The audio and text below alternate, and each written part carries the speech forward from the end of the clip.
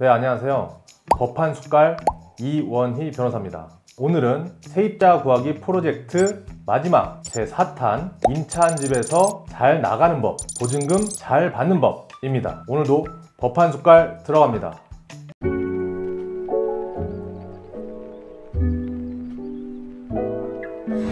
이쪽 구독 버튼, 이쪽 좋아요 버튼. 첫 번째, 임대차 계약서 상의 계약 기간을 미리 확인하자. 내가 살던 집에서 잘 나가기 위해서는 나가기 전에 임대차 계약 해지 통보를 집주인에게 미리 해야 됩니다.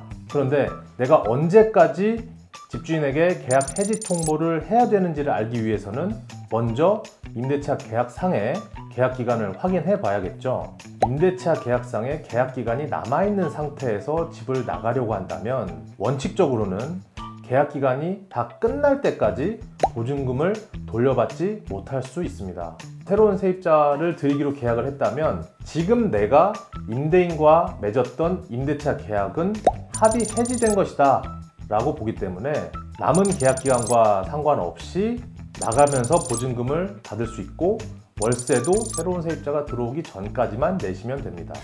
두 번째, 제때에 집주인에게 계약 해지를 통보하자. 계약서상의 계약기간 확인하셨죠? 그런데 만약에 계약기간이 2년으로 되어 있다라고 하더라도 2년이라는 기간이 끝나는 날 계약이 자동으로 종료되는 게 아니에요. 임대인이 나가라는 말도 없고 특별히 임대인과 임차인 간에 새로운 계약서를 쓰지도 않았는데 그냥 계속해서 하는 경우도 있어요. 만약에 내가 집에서 나가려고 한다 라고 하면 집주인에게 계약 해지 통보를 해야 됩니다. 근거 규정을 한번 볼까요?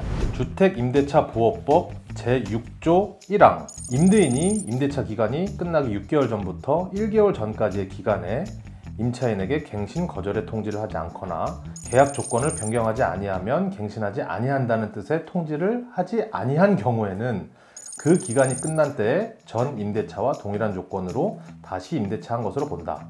임차인이 임대차 기간이 끝나기 1개월 전까지 통지하지 아니한 경우에도 또한 같다. 만약에 계약 기간에 맞춰서 이사를 나간다 라고 하면 이사를 나갈 날, 그러니까 계약 기간 만료일로부터 한 달 전까지는 계약 해지 통보를 해야 합니다.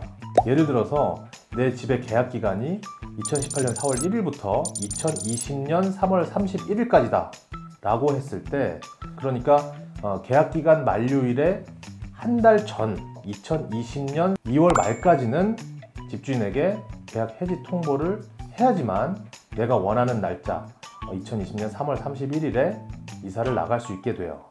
계약기간 만료일로부터 한 달이 될 때까지 계약 해지 통보를 하지 않고, 예를 들어서 계약기간 만료일로부터 한 2주 전에 계약 해지 통보를 뒤늦게 했다 라고 하면 사실은 이미 한 달 전까지 계약 해지 통보를 하지 않았기 때문에 이 계약은 묵시적으로 갱신이 돼버려요. 원하는 때 나가지 못하고 계약 기간이 그대로 남아있는 상황이 됩니다. 자, 그러면 계약이 묵시적 갱신되었을 경우에는 어떻게 되느냐? 주택임대차보호법 제6조의 2를 보시면 1항 제6조 제1항에 따라 계약이 갱신된 경우 같은 조 제2항에도 불구하고 임차인은 언제든지 임대인에게 계약 해지를 통지할 수 있다.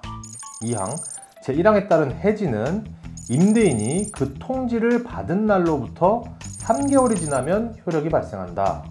임대차 계약이 갱신되면 이 주택임대차보호법에 따라서 2년을 보장받을 수가 있어요. 그렇지만 임차인의 경우에, 세입자의 경우에는 보장받는 존속기간과 관련 없이 원하는 때 언제든지 임대인에게 해지를 통보하고 나갈 수가 있어요. 다만 임대인이 계약 해지 통보 사실을 받은 날로부터 3개월이 지나야만 계약의 해지에 효력이 발생하기 때문에 내가 만약에 나가고 싶은 날이 있다면 그 날로부터 3개월 전에 임대인에게 계약 해지 통보를 해야만 3개월 후에 나갈 수가 있는 거예요. 자, 그러면 이런 극단적인 예를 한번 들어볼게요. 계약 만료일이 2020년 3월 31일이다. 근데 만약에 내가 3월 1일 날 계약 해지 통보를 했다. 만약에 이 부분을 가지고 임대인이 다툰다 또는 소송으로 간다 라고 했을 때에는 법 규정에 따라서 정해져 있는 기한을 지키지 않은 것이기 때문에 2월 말까지 계약 해지 통보를 하지 않아서 이미 이 계약 자체는 묵시적으로 갱신이 돼서 계약 해지 통보를 한 3월 1일로부터 3개월 후가 되어야만 계약 해지의 효력이 발생하는 거예요. 세 번째, 계약 해지 통보에는 반드시 증거를 남겨라. 자, 보통 이렇게 계약 해지를 통보할 때 그 방법을 내용 증명으로 보내라 이런 얘기 많이 들어보셨을 거예요. 내용 증명이 뭐 특별히 대단한 건 아니에요. 내용 증명으로 보내는 이유는 그 자체만으로 증거가 되기 때문에 이 방법을 쓰는 거죠. 그런데 요즘 세상이 좋아져서 전화통화로 계약 해지를 통보한다든지 또는 문자나 카톡으로도 계약 해지를 얼마든지 통보할 수 있어요. 다만 그것이 증거로 남아 있어야겠죠. 네, 그리고 임대차 계약 해지 통보는 계약 해지를 통보한 날이 아니라 임대인이 그 해지 통보를 받은 날을 기준으로 해요. 문자나 카톡을 보낼 경우에는 임대인이 늦게 받을 수가 있죠. 내가 계약 해지 통보를 할 수 있는 기간이 있다면 어떤 기한에 맞춰서 하지 마시고 충분한 기간의 여유를 두고 계약 해지 통보를 하시는 것이 좋습니다. 자, 네 번째, 계약 기간이 만료되고서도 보증금을 못 받은 상태에서 이사를 가야 한다면 임차권 등기 제도를 활용하자.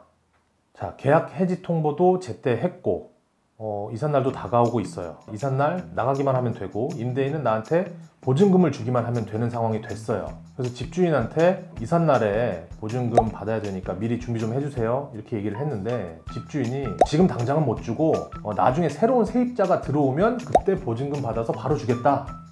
이게 무슨 소리다? 소리다. 그럼에도 불구하고 지금처럼 새로운 세입자가 들어오지 않았다라는 이유 또는 이제 자기가 돈이 없다 이런 식으로 이유를 들면서 보증금을 주지 않는 경우들이 생각보다 종종 일어납니다. 여기서 문제는 여기서 이사를 나가버리면 쉽게 말해 전출을 하면 내 보증금 반환 청구권에 대해서 우선순위와 대항력이 다 사라져버려요. 그런데 임차권 등기 제도를 활용하면 전출을 한 후에도 내 임대차 보증금 반환 채권에 대해서 우선순위와 대항력을 유지시켜 놓을 수가 있어요. 다만 임차권 등기는 계약기간이 만료된 이후에 신청하실 수 있고 통상적으로 신청한 날로부터 등기까지 한 일주일에서 2주일 정도 소요가 되기 때문에 등기가 다 완료되는 때까지는 이 집에서 일단은 살고 계셔야 돼요. 그리고 임차권 등기 신청 방법은 내가 살던 집에 관할 법원에 가셔서 임차권 등기 명령 신청서를 작성해서 법원에 제출하시면 됩니다. 사실 이렇게 보증금을 떼인다든지 내가 원하는 때 이사를 제대로 못한다든지 이런 경우가 그렇게 많이 발생하는 건 아니에요. 그렇지만 어떤 상황이 발생할지 모르는 변수에 대해서는 대비를 해 놓으시는 게 좋습니다. 네, 오늘의 영상은 여기까지고 다음 시간에 뵙겠습니다.